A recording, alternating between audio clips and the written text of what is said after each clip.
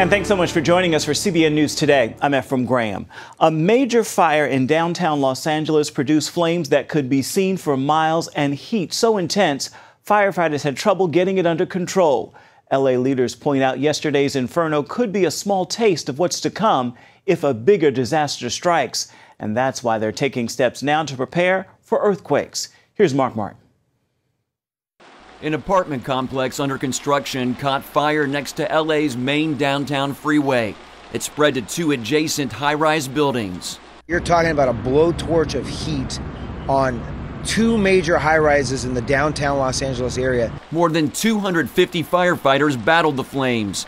Miraculously, there were no injuries. We had the intense heat that was affecting the freeway, that was affecting the high-rise. And to get resources and everything down here was very difficult.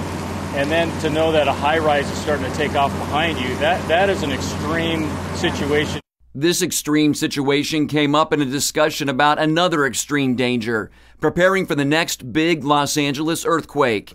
In a news conference where Los Angeles leaders announced a far-reaching plan to help the city survive in a major quake, seismologist Lucy Jones said, "We had a fire this morning, imagine 1,600. Officials believe the big one could produce up to 1,600 fires in Los Angeles alone, in a region that's very dry and vulnerable because of an historic 3-year drought. The biggest risk to our lives is posed by our older buildings, because the harsh reality is that no building code in the world is retroactive.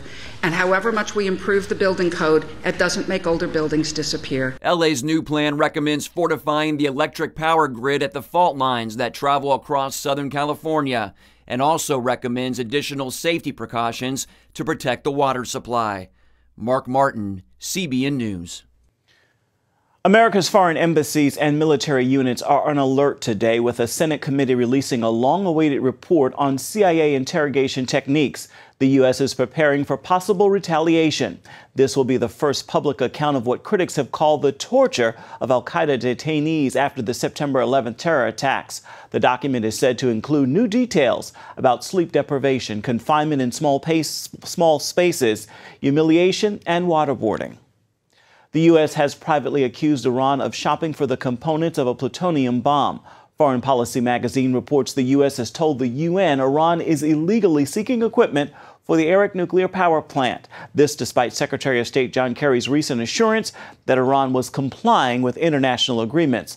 The White House has not gone public with its concerns. A year ago, Iran pledged to cut back nuclear activities in exchange for billions of dollars in reduced sanctions. Israel is under fire from the international community for building in eastern Jerusalem, but the city's mayor says the West has it all wrong. CBN Middle East Bureau Chief Chris Mitchell has our story. Jerusalem Mayor Nir Barkat says the West doesn't get it. I don't think they really know the plan. There's a conception that we're waking up in the morning and building for Jews and discriminating Arabs, which is it's untrue. Barkat says city officials build according to a master plan that's been in effect for 15 years. The plan aims to add 50,000 new apartments to both Jewish and Arab neighborhoods throughout Jerusalem. The second thing is they have a theoretical model of maybe if you split the city somehow, peace and quiet will come to our region. It doesn't fly. Jerusalem is the most contested issue in the Israeli-Palestinian conflict. Israel says the United City is its capital forever. Palestinians want to divide it for the capital of a future state. The White House denied media reports last week that the U.S. is considering economic sanctions against Israel for building in eastern Jerusalem. But the U.S. said it would continue to criticize those actions because it believes they're counterproductive. Some said the fuss could have been a U.S. ploy aimed at scaring Israeli voters from choosing Prime Minister Benjamin Netanyahu for another term in the upcoming election. Barkat toured with reporters in northern Jerusalem this week. He said the alternative to building is not building at all. God forbid, if I would have listened to the international community and stopped building in the city of Jerusalem, meaning stop building all the schools that I just demonstrated, we built 171 classrooms, or the road infrastructure, or does anybody tell me as mayor of Jerusalem that if somebody wants to build a piece of land, I should ask him, wait a minute, if you're Jewish, you're not allowed. If you're Christian, you're not allowed. Only if you're Muslim, you're allowed. The layout of Jerusalem is complex, with Jewish and Arab neighborhoods close together throughout the city. Barkat admitted there are gaps in the quality of life between certain sectors of society, but he says he's working to improve the quality of life all over the city. In the 5 years that he's been mayor, he's added more than 170 new classrooms, like this new Arab girls' school in Bet Hanina. When we build new schools, it's not just to build and say we built. It's to build and develop the content for the benefit of the families and the residents. The mayor refers to all Jerusalem residents as his children, regardless of religion or race. He says coexistence, not division, is the only answer. There's only one way to live in the city of Jerusalem. It's in a united, undivided way. Chris Mitchell, CBN News, Jerusalem. Outgoing U.S. Defense Secretary Chuck Hagel is in Iraq one last time as the U.S. continues to help the government in the battle against ISIS. Hagel says he believes Iraq's security forces have gained a new momentum thanks in part to U.S. airstrikes against ISIS. He added ISIS remains a serious threat not only to Iraq but also to Iran and other countries in the region. Meanwhile, the top U.S. commander for the military campaign against the Islamic State said ISIS fighters have lost the initiative in Iraq and are no longer able to capture large swaths of land like they did earlier this year. Meanwhile, Jordan is starting to face a growing threat from ISIS. That small country on Israel's eastern border is one of the West's key allies in the Middle East. And as Heather Sells reports, Islamic State forces are now targeting Jordan. The Islamic State is making inroads across Jordan in tribal towns like Ma'an. There are posters of Jordanian Salafi fighters who support ISIS and pro-Islamic State banners flying high. Islamic experts say economic problems in Jordan have led to growing support for ISIS. Jihadi Salafi activists say the U.S.-led coalition campaign against ISIS has also fueled sympathy. Yes, people are divided in general, but after the campaign, more people have become supporters of the Islamic State group. Jordan is also vulnerable thanks in part to its shared borders with Syria and Iraq, where ISIS is on the move. The mayor of Ma'an is troubled, worried for his town and country. If this situation continues, I think a catastrophe will occur in Jordan. I think it will not take long. I think it will start in 2015. But the government of Jordan says the threat of ISIS there is exaggerated. We do have a small group of Jordanians who express their sympathy to terrorism and terrorist organizations and fundamentalist ideology. But we think this phenomena is under control. Still, the King of Jordan met with President Obama Friday to discuss the fight against ISIS in the region. He told CBS's Charlie Rose that Muslims must take ownership of the problem. This is a Muslim problem.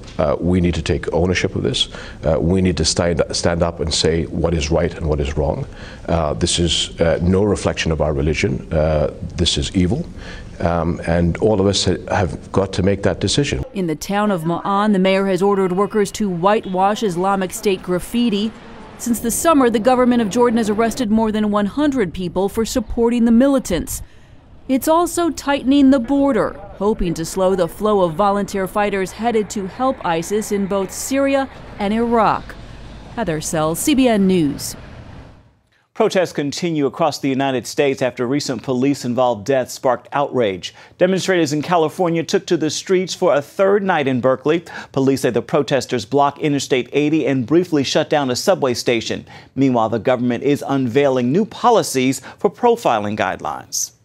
We need to talk to each other about race in times of calm so that when we do have these incidents, these tragedies, we are much better able to engage with one another and come up with productive solutions. With these new guidelines, federal law enforcement officials can no longer profile based on nationality, religion, gender, or sexual orientation. Coming up, a public health official is fired because of sermons he gave in his spare time.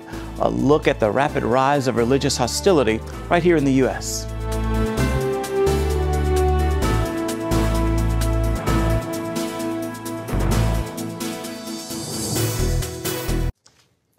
Texas schools now have a legal right to acknowledge Christmas, Hanukkah, and other religious holidays, thanks to the Merry Christmas law that Governor Rick Perry signed last year. The legislation allows people to say specific holiday greetings like Merry Christmas and Happy Hanukkah on campus. It also clears the way for religious symbols like nativity scenes and Christmas trees to be displayed on school property.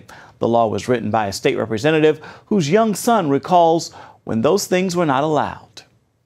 That allows parents, teachers, and students and school administrators to celebrate Christmas and Hanukkah in public schools without fear of censorship, litigation, or persecution. Texas leaders are quick to point out no one is required or forced to participate in the acknowledgments. A school refuses to enroll a young man because he said God is the most important thing in his life. A public health official is fired for sermons he gave as a lay pastor. These are just a few of the shocking examples of religious persecution happening in America today. But as Paul Strand reports, the good news is many people are fighting back and they're winning. A new book out this fall shows religious hostility rising rapidly in the U.S. What the researchers for Undeniable are finding is that discrimination against religious liberty is rising almost every year in America. Jeff Mateer helps lawyers and researchers who compile the cases profiled in Undeniable. The first time we did it, we collected about 600. We went from 600 to 1,200, and this year we're up to around 1,600. So, I mean, the threats are continuing to increase at a dramatic pace. Often these take place in school settings. We've got a student right now at a school in Baltimore for radiological nursing who was denied access to the school. And the school put this in writing because he said that God was the most important thing in his life. Sometimes it's the federal government attacking, like in the Hobby Lobby Obamacare case and many others. In May, the state of Georgia fired public health official Dr. Eric Walsh shortly after hiring him because someone heard sermons he'd given in his spare time. Issues around creation, sexual purity, doctrinal issues, different things. A number of articles points to gay activists angry over comments Walsh made, like these in 2006 about the sexual sinners of Sodom and Gomorrah. And going after strange flesh, which if you carry the analogies all the way out, would mean homosexuality. The Bible says that when they did this, God caused them to suffer the vengeance of eternal fire. Georgia officials asked for copies of Walsh's sermons. So he politely sent them copies of the sermons themselves. They reviewed them, and the very next day they fired him. Walsh says he's still in shock. Kind of blown away at the idea that in the United States, you could be a lay pastor and on the weekend, deliver messages to congregations, and that could be used against you when you apply for a job or when you're offered a job. That's not religious liberty in this country. At the very minimum, I expect that religious liberty means that we can find sanctuary in our own sanctuary. Sometimes fighting back can take years, like an ACLJ case that began in 2007. A college professor at UNC Wilmington, he fought until this year because he was denied promotion. He became a Christian. He started out as an atheist and a liberal professor, became a Christian, during his years at the college and got denied promotion. He ultimately won in court. Sometimes you have to be willing, like Pastor Telsa DeBerry and his congregation, to take on your own town. That happened after a Holly Springs, Mississippi city ordinance was used to stop them from forming a downtown church. And it says that churches, in order to be in an area of the town, have to gain 60% approval of the landowners in the area, and they have to get the mayor's approval. I thought it was ludicrous. Frankly, I thought it was absurd. So on its face, it violates federal law that says you can't discriminate against churches for being a church. I felt it was an injustice. I felt that not only I as a pastor, but all Christians and all, for that matter, all religious institutions would be segregated and alienated from society by this ordinance and would be relegated to second or third rung citizens. They lost their fight with the city and then in district court. But they want to get across this message. If people will fight back, they will almost always win.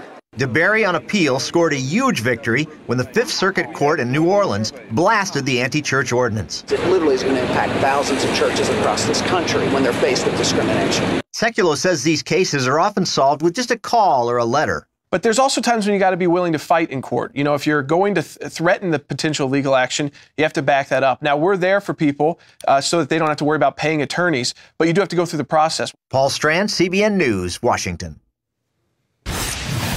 Up next, a young musician gets shot 8 times at point-blank range, but then something supernatural happens. Hear what saved his life after this.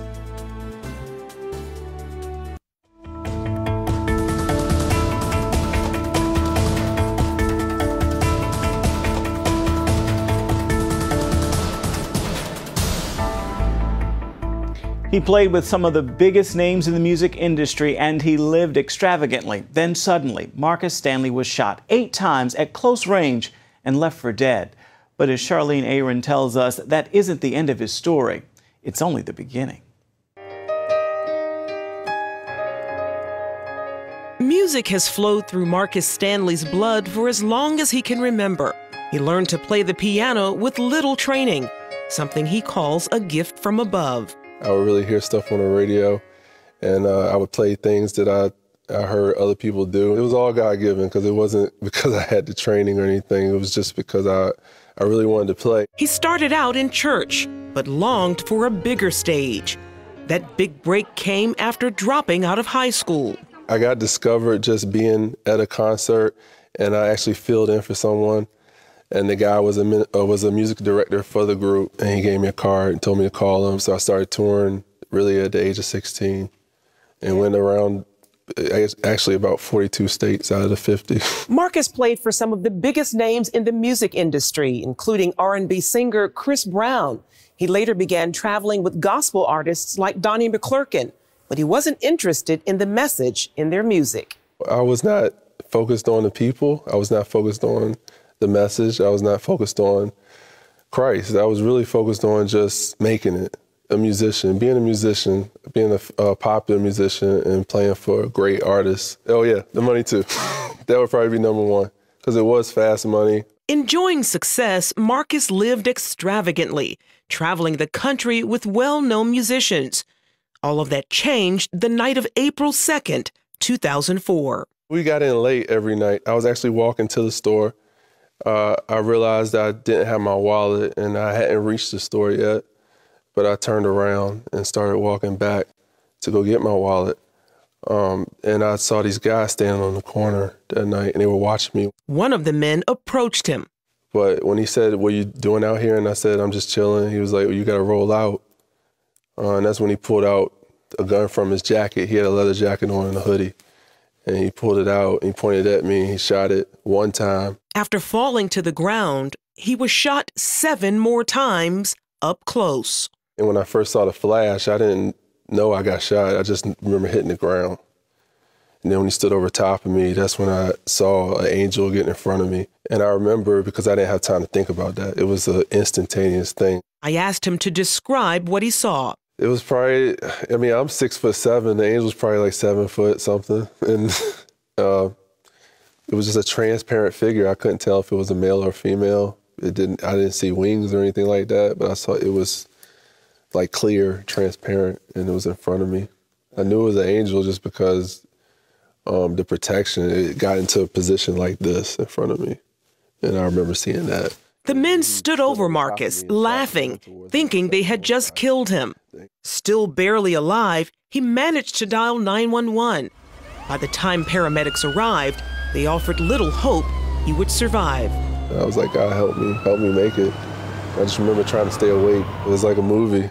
You know, you see that stuff in the movie, you see the light up, and you see people, light flashing before their eyes. It was like that for me, except that I started thinking about what would happen if I did die. And I was like, nobody's going to know what happened to me. At the hospital, Marcus went immediately into surgery, where he told me he saw a familiar face. Saw a lot of doctors and nurses just kind of standing. And I remember looking, as I'm getting ready for surgery, I remember looking and seeing the same angel that was there on the street. And the angel was just kind of like arms crossed like this, and just like, it didn't do anything or say anything. It was just kind of like nodding his head. Doctors faced a major challenge while operating. I had my colon reattached, half a stomach. My stomach got removed. My spleen got removed completely.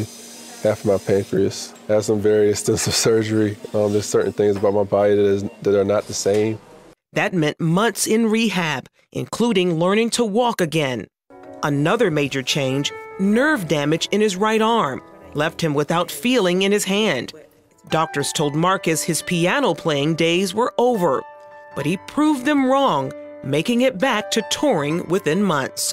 The amazing recovery came with a price, however, as he popped painkillers for relief. Thankful to be alive, his relationship with God was still shallow. 5 years later, Marcus hit rock bottom, struggling with drug addiction and depression. I got to a point where in desperation, I was like, I can't do this anymore. And that's when everything changed for me as far as pursuing saying I need Jesus. It took me a long time to get there. Police later told Marcus that a gang initiation led to his shooting. They caught the men, but witnesses wouldn't testify against them, allowing them to go free. Today, Marcus travels the world sharing his story. He says his love of music is now part of his life's mission, which includes talking with youth groups and high school students. It's not really about the music, it's more about what God's done in my life. And I aim to make him famous in everything that I do and to show his glory. Charlene Aaron, CBN News, Glen Allen, Virginia. And finally this hour, Operation Blessing is tackling hunger in America, teaming up with the NFL's Washington Redskins and other organizations. Operation Blessing distributed food and thousands of families last week. The event was part of the annual Harvest Feast to provide hope and help to those in need during the holiday season. NFL players and volunteers help hand out bags full of non-perishable goods, produce, and more to families. More than 80,000 pounds of food were distributed to families and to children in need. Good job there. That is going to do it now for CBN News Today. You can find more of our exclusive coverage of the issues you care most about at cbnnews.com. Want to know what you think about the stories you've seen here today? You can do it on Facebook or at CBN News on Twitter. Hope you join us again right here next time. Make it a terrific Tuesday, everybody.